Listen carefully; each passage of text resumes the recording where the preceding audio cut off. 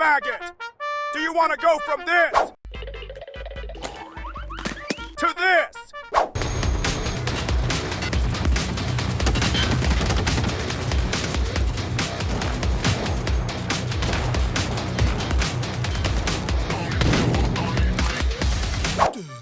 Well, look no further, 'cause you're in the right place. Too easy. In this series, you'll be trained to become the hardest, the baddest, the most feared soldier Tarkov has ever seen. You will crawl, you will sweat, and you will most definitely bleed. Now stop crying and get in line, Timmy. Class is in session. The Tarkov Teacher is about to begin. Episode 3, Trader Basics.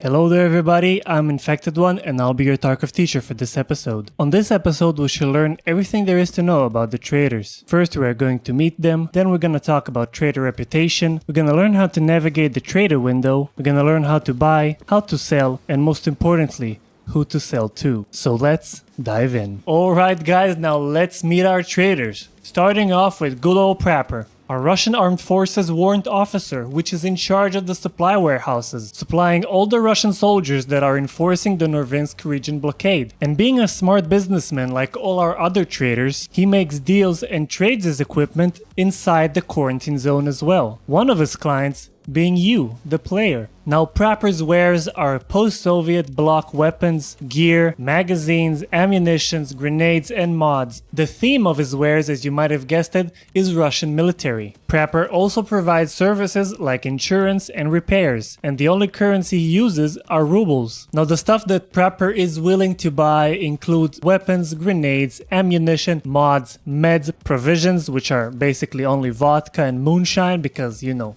Russian soldiers, mechanical keys, which are just keys which aren't key cards, and specific barter items like building materials, fuel cans, and tools. Moving over to Therapist, the head of the trauma care department of the Tarkov Central City Hospital. Her wares are meds, provisions, keys, storage containers, and maps. Now guys, when I say a trader has keys in his wares or storage containers, it doesn't mean all keys or all storage containers, but only some. Therapists offer services such as insurance like Prapor and also healing after raid. After raid healing basically means that when you finish a raid, whether alive or dead, you get a window that offers to heal your limbs and wounds for a certain amount of money, depending on how much healing you need. This service is done by Therapist. Now Therapist uses mostly rubles, but she does have some offers for euros. And she buys meds, provisions, keys, barter items, storage containers, and maps. She does not want to buy any gear or weapons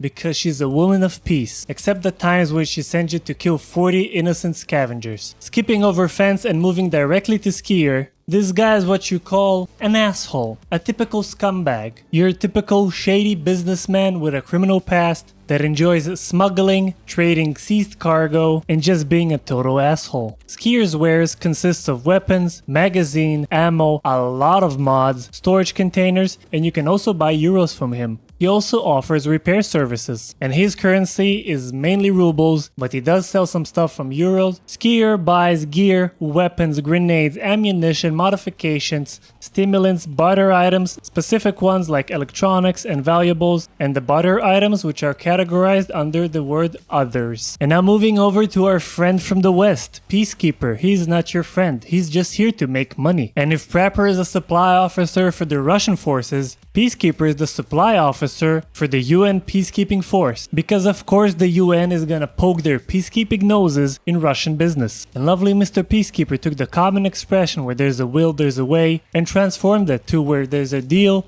there's a dollar. Using only the dollar's currency, his wares are Western and NATO weapons, gears, magazines, ammunitions, grenades, modifications, containers, and of course you can buy dollars from him with your rubles. Peacekeeper currently offers no services, and he not only sells stuff for dollars, but he also buys things for dollars. So once you sell him any item, you're gonna get back dollars and not rubles like the rest of the traders. And he buys armored gear, weapons, ammo, modifications, keycards, barter items from the categories of electronics, energy elements, valuables, information items, and special equipment. Moving over to our favorite nerd, Mechanic, a former chemical plant foreman who seemingly stayed in the quarantine zone of Tarkov only because he really loves to craft and modify guns. He prefers solo living and operating discreetly, but still retains access to the unquarantined mainland, and everybody in the city seems to trust him. Even scavs perceive him as useful. Mechanic's wares are Western and NATO weapons, but I think he also has some Russian weapons, magazines, ammunition, modifications, keycards, special equipment, and storage containers. He also offers repair services. His main currency, like all other traders except Peacekeeper, is rubles, although he does sell some items for euros. And he enjoys buying weapons, ammo, modifications, keycard, barter items from the categories of electronics, energy elements and tools, and special equipment. And now Ragman, a dude who used to overcharge you for Armani suits, now overcharges you for ballistic protection gear and sunglasses, and also other clothing, but that doesn't matter. His main and only currency is rubles, and his wares, as you might have guessed it, is tactical clothing, body armor, tactical rigs, hit gear, backpacks, and other gear that you can wear. He is all about that fashion. He also offers the service of tactical clothing, meaning what clothes your PMC wears. It is of course locked behind money and a level. Some of them are also locked behind tasks. And he loves buying backpack, storage container, and everything you can wear. Also fabrics and paracord. Now moving over to Jaeger, a crazy guy who lives in the woods which somehow became one of the traders of Tarkov, while still remaining a crazy guy who lives in the woods. Before the conflict, he was a professional hunter and a survival specialist. He's one of the traders which is initially locked when you start the game, and you need to unlock him through Mechanic's Quest Introduction. His wares consist of post-Soviet bloc weapons, magazines, ammunition, modification, gear, special equipment, and storage containers. But his main theme is hunting, meaning shotguns, marksman rifles, bolt-action rifles, and everything you might need for a hunting trip. His main and only currency is rubles, he has no services, and he enjoys buying tactical rigs, backpacks, weapons from the categories of shotgun, marksman rifles, sniper rifles, and melee weapons. From the modifications, he enjoys scopes, mounts, barrels, and stocks. He buys meds, provision, barter items from the categories of building material, energy elements, flammable material, medical supplies. He enjoys also storage containers and secure containers. Don't sell him your secure container. And now the arena trader, Ref. And no, I didn't just bark, this is his name, Ref. This is the guy who hosts and organizes the pit fights across Tarkov. Now, whether or not you are an owner of Escape From Tarkov Arena, you will have Ref as a trader after unlocking him with Skier. The only issue with having Ref without having Arena is that he only trades for GP coins. GP coins are very easy to get when playing Escape From Tarkov Arena, but not when playing the main game Escape From Tarkov. And while being technically a currency, you do not see them up at the currency tab in your stash. GP coins can be found in your stash and they can stack up to 100. And if you do not have Escape From Tarkov Arena, your main way to get GP coins is either finding them in raid, one by one mostly, or doing the available ref quests from Escape From Tarkov. While ref quests are mostly performed on Arena, he also has a questline in the main game, which generally rewards you with guns and GP coins along with experience. And no, you cannot cheese GP coins with selling him items. When you sell him an item, he's gonna give you back rubles. Feels unfair, I know. Ref's wares are well-modified weapons, rare weapon mods, rare armor, armor plates, helmets and backpacks, packs of rare ammunition, containers, barter items, single flare and ammunition for the single flare, and keys of rooms to fallen arena gladiators. He also provides the service of transferring items between Arena and the main game. The only thing that can be transferred between Arena and the main game are rubles, GP coins, Lega medals, which is an exclusive Arena item which you get for completing hard tasks, and locked crates which you get as rewards for Arena quests. And now coming back to the last trader we didn't speak about in the trader selection menu, Fence. Fence is the god of scavving, and he is unlike all the other traders. Not much is known about him, for he is keeping incognito and managed to put together a well-organized smuggler network, operating all over the Novinsk region. Fence's wares are anything sold to him, because this guy buys everything and anything without restriction. So as you might guess, he sells a lot of broken used guns, basic ammunition, broken armor, and some whatnots here and there. Nothing consistent. But that's not the only thing that makes him special. Unlike the other traders, Fence's rep system and loyalty level is directly connected to your scav karma. The higher your reputation as a scav, the higher loyalty levels Fence will have. We're gonna talk more about Fence in the scav episode. Now there are two more traders that you do not see in the trader menu. They are considered traders, but they don't have any wares, and they don't buy anything. I'm talking about the BTR driver and Lightkeeper. And while having services and giving tasks to the player, they only do it in-game, because currently, in the beta state, they are the only two in-game traders. The BTR driver appears on woods and streets of Tarkov, and Lightkeeper is what I would call a late mid-game trader, which is only unlocked after specific quests were done and his introduction questline chain is completed. So the BTR driver and Lightkeeper will be left out on this episode. Alright guys, and now that we met all our traders, let's talk about trader loyalty level. Now starting out, your traders might look something like this, with all of them being loyalty level 1 and Jaeger and Ref locked. Simply put, trader loyalty level is how much the trader likes you, and it is required for multiple purposes. The first one being unlocking new tabs with new items at each trader. As you can see right now, all our traders are level 1, and they only have access to the level 1 trade tab. We cannot know what they sell on 2, 3 and 4 until we unlock it. And the second thing is that some item modules require you to have a certain loyalty level on a certain trader. For example, the solar power module requires a level 4 Peacekeeper. And the third and more niche thing is that certain trader levels are required for certain quests. Meaning there's some quests that require you to attain a certain loyalty level on a certain trader as an objective. And that's about it. Now that we know the benefits of trader loyalty levels, I'll tell you what it doesn't do. It does not affect your buy and sell prices from the traders. It also does not affect the service prices that certain traders offer. And it certainly does not make you a cool person in real life. So how do we even upgrade our trader loyalty level, you might ask? All traders except Fence have 3 parameters, and the only differences is the values of each one: reaching a certain level, reaching a certain standing or reputation points, and spending a certain amount of money buying or selling stuff from their shop. And where can you see those numbers? Well, pressing Therapist, for example, you can see that the current loyalty level here on the right side is 1. Your level is 1. The standing you have with her is 0.20, and the amount of rubles you spend in her shop is just pathetic. For the next loyalty level, which is 2, you need to be level 13, you need to be at least 15 standing, which we already have, and we also need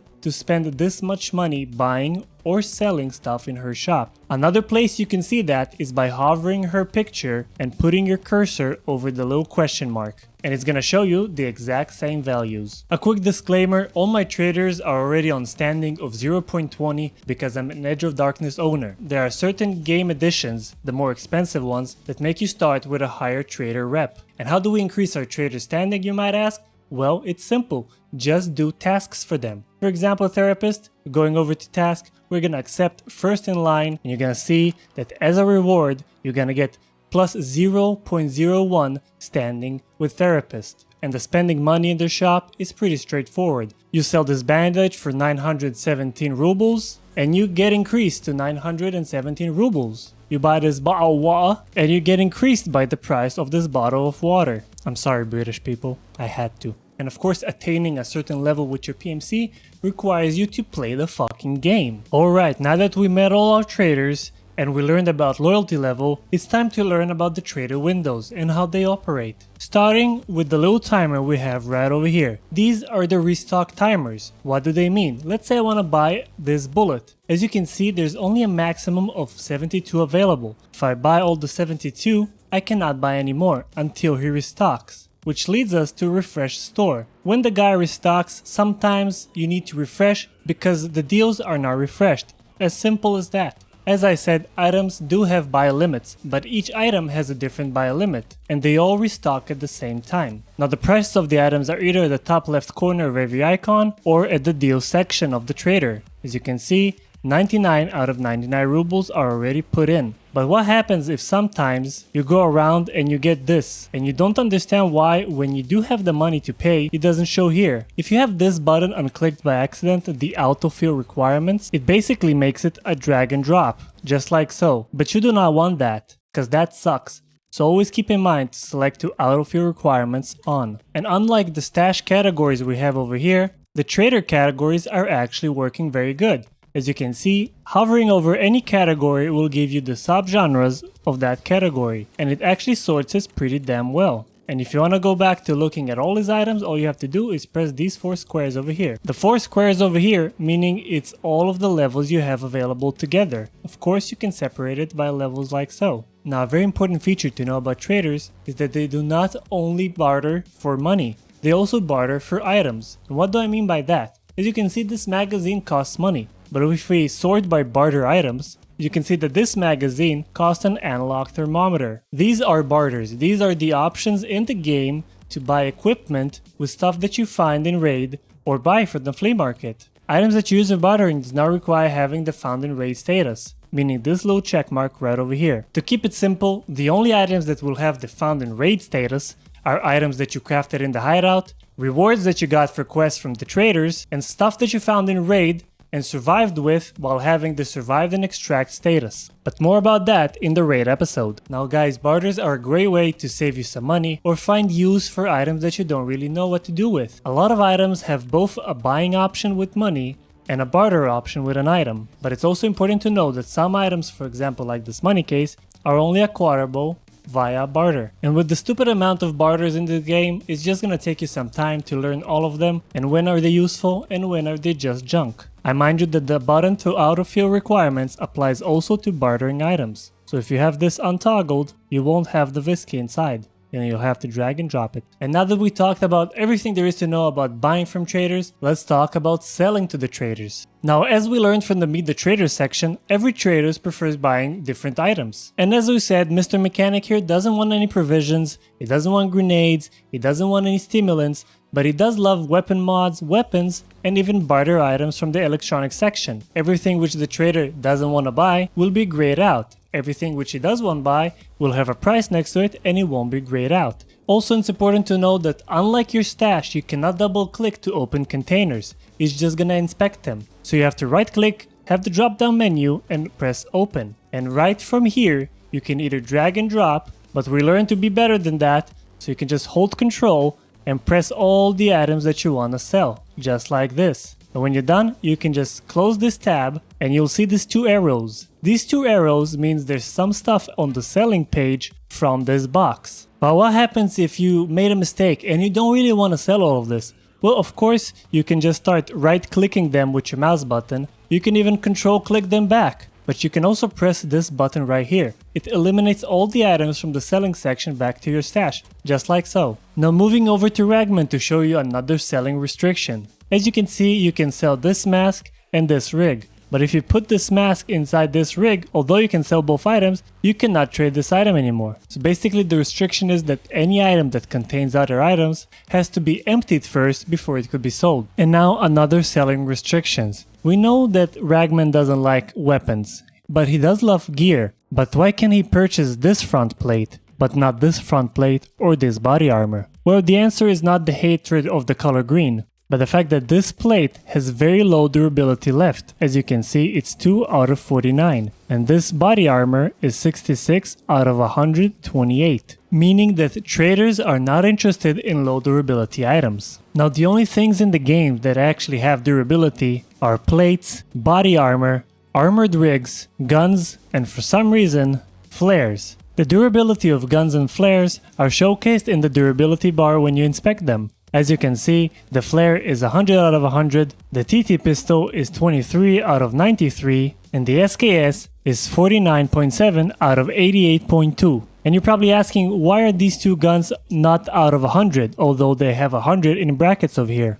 Well, prolonged use of weapons will cause wear and tear, which is eventually not going to be repairable. Meaning that every time you repair a weapon, the durability cap of that weapon will also go down and never come back. Just like your dad who went for milk. And the same rules go for body armor and plates. As you can see, this plate is showcasing the armor points like this. It's not about durability, it's about armor points. That's the ballistic armor's durability. Now body armors and armored rigs are less straightforward than that, because if you see, when you inspect, it has a front part for the chest and a back part for the back. Both are soft aramid armors. You cannot take them out, but they have to be repaired separately because they take damage separately. And also the same as plates, it only shows the total amount of armor points currently had. Another thing worth noting, you can sell this rig as it is. It does not have a front plate, all of the aramid soft parts are great, and the plates inside are all good. But if you want to put this plate in, which is broken, it won't let you sell it because of this one plate. If you want to sell this, you either have to repair this plate or take it out. If you want to sell any broken item, you have to repair it first to around 60% of the current durability cap. As you can see, we fixed this front plate to be 28 out of 45, meaning it's around 62%, and now we can sell it to Ragman. Now moving back to mechanic, we can showcase the same thing with guns. As you can see, this pistol is 55.2 out of 91. It's not 60% of the original cap, it's more than 60% of the new cap. Same goes for this pistol, 55.2 out of 89.2. As you can see in this pistol, the durability is 23 out of 93, and we cannot sell it to mechanic. And also, as shown by this stripped AKS 47U, even if the item is colored red, it has enough durability, 61 out of 91, you can still sell it. And now, you don't have to repair anything with low durability in order to sell it. Because remember, Mr. Fence buys everything all the time. No matter the durability, no matter how broken it is, and no matter to how many parts you have disassembled that item. Now guys, remember, a trader might not buy your gun because it's low durability. It doesn't mean he won't buy all of the items that are attached to the low durability gun. Because remember, in all of this, only one part is the actual gun, the actual durability. The rest of the items are just attachments, meaning you can just open this here window and control click all of the other attachments over here and just press deal. And what just happened, this error happens when you try to do the following thing. This SVDS upper band has the rear side on it and the handguard on it. We control click it. After control clicking it over to the trader, we still have the ability to do the same for the parts that were on it. Now doing so causes the effect of having the same part duplicated in the trader's sell menu. And when you try to deal, it's gonna give you an error. So keep that in mind, either very carefully from the bottom start selling the items, or you can always just right click the gun and press disassemble. This is gonna be the broken part, and all of the attachments are gonna appear in your inventory. And now when they're not in the index window of the gun, they won't duplicate, so you can just press them from over here, easy peasy, lemon squeezy. Moving onwards to the next thing not to do. You cannot overcrowd the selling tab. This bag will not fit anywhere over here, so you either make space or put them carefully, which you can't, because you can't even move items which are already transferred to the sell tab, or just sell them one by one. And now that we talked about how to sell, let's talk about who to sell to. It's an important question when multiple traders are buying the same item for different prices. Now as you can see, this S-March tourniquet for Therapist is being sold for 1,209 rubles. If we go over to Jaeger, he buys the same S-March tourniquet for a lower price. We're going over to Prapor, the price goes down. We're going over to Fence, the price is shit. Now why is that? Now you see in Tarkov every trader has a secret buyback multiplier, meaning he takes the base value of the item as it's in the game files, and then he multiplies it by a set number, and the result is gonna be how much he pays you for that item. And these right here are the multipliers. Now as you can see, Therapist has the highest multiplier from any trader in the game, standing on a whopping 0.63. And that means that she will always pay you the most amount of money for selling items to her. But unfortunately, as you might have noticed, some stuff are just unsellable to Therapist. Let's say you want to sell this cool gun. You can't. You want to sell this cool armor. You can't. But you really need the money. So if we look at the multipliers and we remember which guy buys what, we know that Ragman, who buys gear, has the highest multiplier out of all the other traders who buy gear. So the AVS being sold to Ragman is the most profitable thing you can do. Same goes for this here gun. If you want to sell it, we can just check which trader has the highest multiplier out of all the traders that are actually buying guns. And you can see that Mechanic has the highest one. So Mechanic is the obvious choice. But this is where it can get a little bit tricky. If you remember correctly, Mr. Jaeger over here also buys guns and modifications, but only very specific ones, only hunting ones. So you will not buy this automatic gun, although he does have a higher multiplier from Mechanic. But if, for example, we want to take off the scope and the mount, we can sell it to Jaeger for more money than Mechanic would have paid for it. So keep that in mind when you want to sell some hunting modifications or hunting weapons. Jaeger is gonna be the better option. But as I mentioned when we met Jaeger, he is a crazy guy who lives in the woods. And although this is a shotgun, he won't buy the shotgun. Now why is that? Well, first of all, he is crazy. And second of all, he's only interested in the actual shotgun. So not the pistol grip and not the magazine, but the stock and the gun itself, they're okay. So remember, Mechanic can buy any modification and bullet and whatever that is attached to your gun. Jaeger, however, does not want most of the shit which is attached to the gun. If you disassemble the gun, you can see that he is actually only interested in the gun, in the trigger mechanism, which is the gun, but also in this little scope. The rest he just doesn't want, even if it's parts which are vital to use the bolt action rifle. So Jaeger is weird like that. He will pay you more money, but he won't buy most parts. So I usually just don't bother and I just sell the whole weapon to Mechanic. It's good to point that not only durability determines the price, also the amount of uses left on items. This one use splint is way cheaper to sell than this full use splint. Same with this Salewa and same with this almost empty Aquamari water bottle, which is mostly your spit, and you should be ashamed of yourself wanting to sell this. And two more tips. The only guys that buy grenades in this game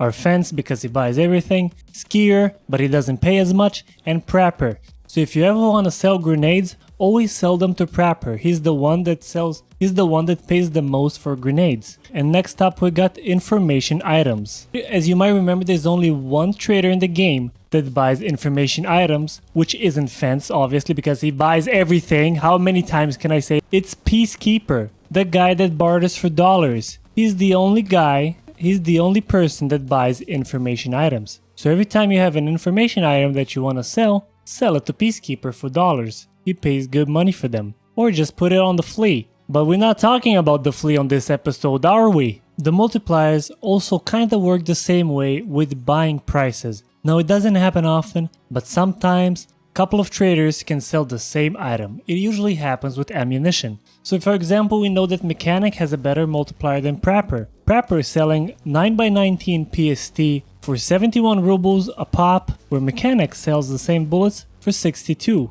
Same goes for the buckshot, 32 from Jaeger, and the same buckshot is 35 from Skier. Now guys, if you have deducted from the previous session of yapping that everything must be sold to Therapist, unless it's information goes to Peacekeeper or guns that go to Mechanic, I am happy. But remember, selling everything to the same trader just to make profit might hinder your progression with spending money on a trader and thus prevent you from advancing a loyalty level with him. So selling everything to Therapist is okay, but only after you've achieved all your spending money goals with all the traders. Because remember, money spent with a trader is not only buying from them, it's also selling to them. Now let's briefly talk about currencies. Rubles are the god of all currencies. As long as you have rubles, you're okay with buying anything. Because as I said earlier, you can buy dollars from Peacekeeper and euros from Skier. Now the buying price of euros from Skier and dollars from Peacekeeper are different. The first reason being the profit markup that the trader puts on the money when he exchanges your currency, and the second reason being the worth of the euro compared to the worth of the dollar. The euro is more expensive. And now the last thing about selling to traders that I want to talk about is the ability to sell them items from the search menu. You can just type whatever item name you want over here or check the categories and you can sell it straight from here, just like so. Amazing. Well guys, this was it for the episode. I hope you had fun. I hope you learned something new. And if you enjoyed, please leave a like, leave a comment. Tell me what I've missed. Tell me how I helped. It helps me a lot. Thank you very much. And as always, have a great whatever time you're having.